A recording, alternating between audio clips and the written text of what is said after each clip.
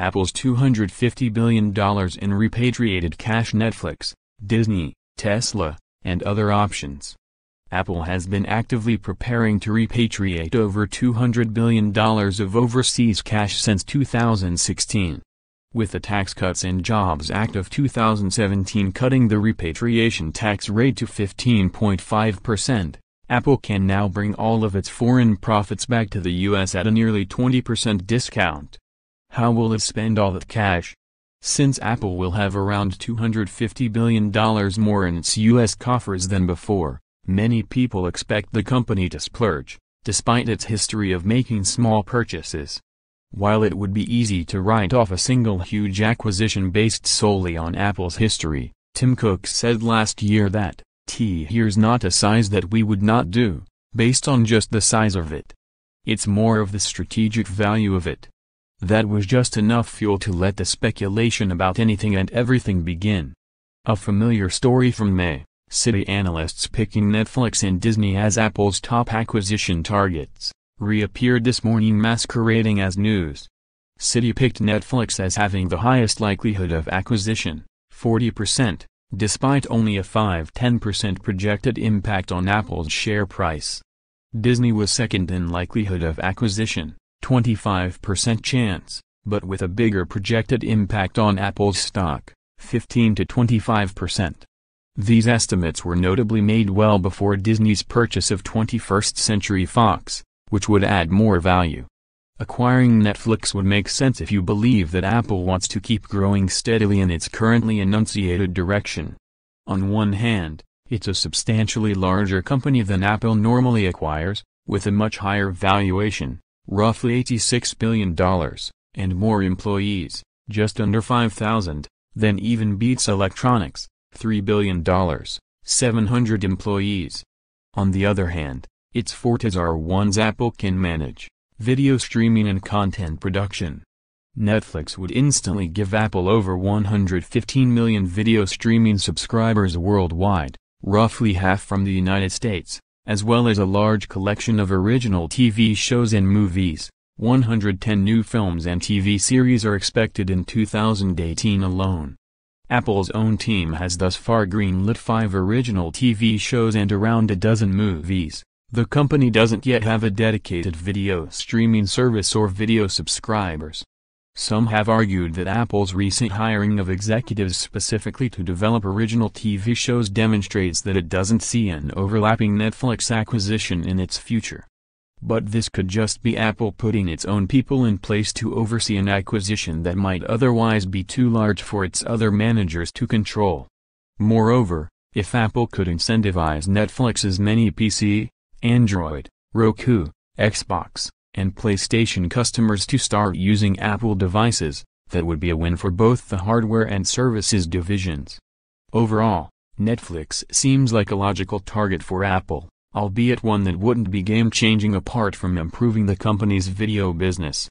By comparison with Netflix, an acquisition of Disney would bring Apple multiple assets with arguably unparalleled value: leading entertainment brands including movies, television shows, networks, theme parks, and hotels, as well as additional merchandise and retail outlets. The companies also have some common DNA. Disney CEO Robert Iger has a seat on Apple's board. Laurene Powell Jobs was Disney's largest shareholder, thanks to Disney's purchase of Steve Jobs' company Pixar, and Disney has been an early partner on major Apple video initiatives. But acquiring Disney would not only be much more expensive than Netflix, it would also be tough for Apple to manage. At today's share prices, Apple would need to spend $262 billion to purchase Disney at a 40% premium over its enterprise value, 2 or 3 times the cost of Netflix. Unlike Netflix, Disney's empire dwarfs Apple's footprint, with around 195,000 employees to Apple's 116,000. Importantly, almost none of these people would fit into Apple's current hierarchy. Whereas adding Netflix to Apple would be a natural, organic expansion of an existing business, adding Disney would be a complete game-changer for both companies.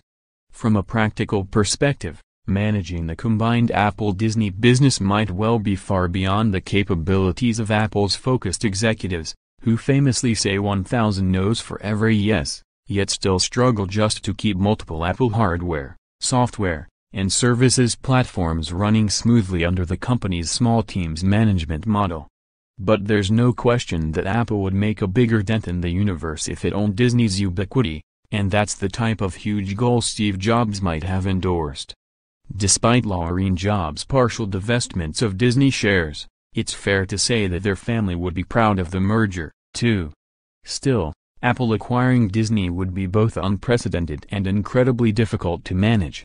Some analysts supporting a purchase of Disney or Netflix believe Apple would treat its repatriated cash as a one-time windfall and use it to buy a single large company.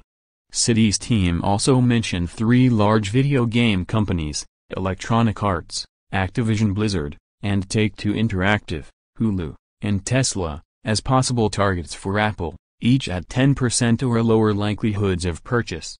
They all seem unlikely, but for different reasons. If it wasn't for the unusual, long-awaited nature of the cash repatriation tax break, and Apple's opportunity to plot one big acquisition to take advantage of it, we could easily write off the big buy theory altogether. Apple has historically held onto its cash, choosing comparatively small strategic acquisitions and manufacturing investments to bolster its existing businesses. It's fair to say that Apple buys companies as much for their intellectual property as their key employees, who it acquires when it can't just poach them from flailing or soon-to-be flailing partners.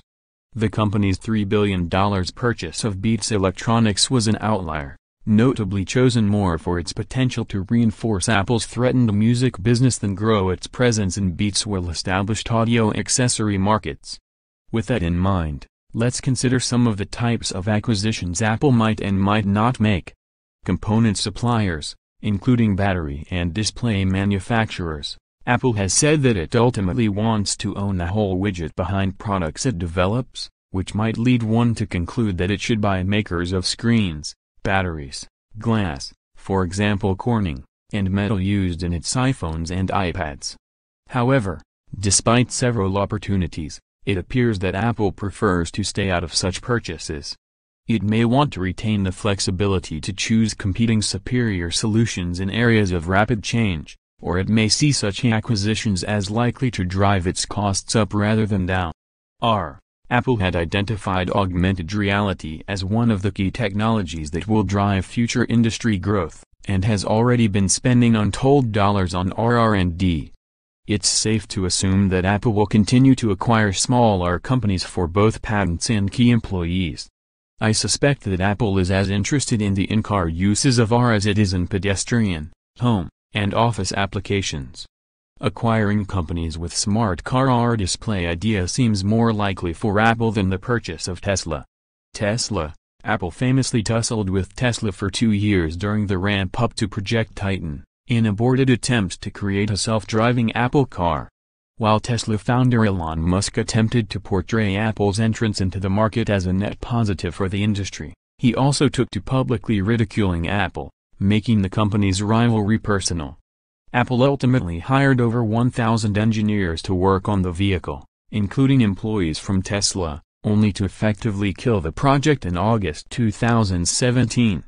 It's unlikely that Apple would be interested in bringing Musk on board.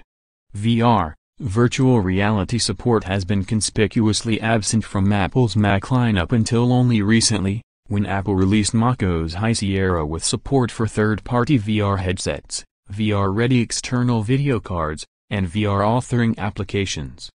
Despite the growing popularity of VR for gaming, there's little sign that Apple cares about it, except as an adjunct to AR.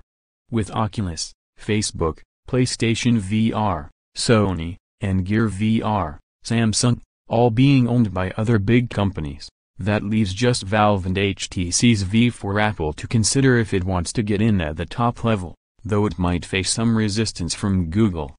Game companies.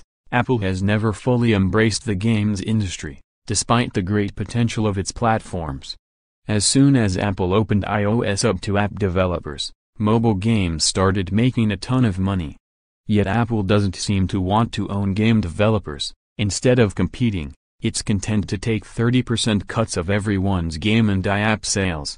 So unless they have something major to offer, another Apple initiative, such as Electronic Arts, Activision Blizzard, and Take-Two, are probably not going to be Apple acquisition targets for the foreseeable future. Hulu strikes me as unlikely to be snapped up. After acquiring Fox, Disney will also own 60% of Hulu, making an Apple acquisition considerably more challenging. Furthermore, Hulu is largely a bundle of existing network TV shows licensed to Apple, and others, for redistribution, while Netflix includes a lot of Netflix-exclusive original content in addition to more widely available shows and movies. Apple could thus more easily build its own version of Hulu than its own version of Netflix. Camera. Apple could have acquired or partnered with a big camera company such as Nikon or Canon years ago, but chose to build its own camera department instead, and iPhones came to dominate the industry. Many small talent and IP acquisitions made this possible, as did a partnership with Sony for phone-sized camera sensors.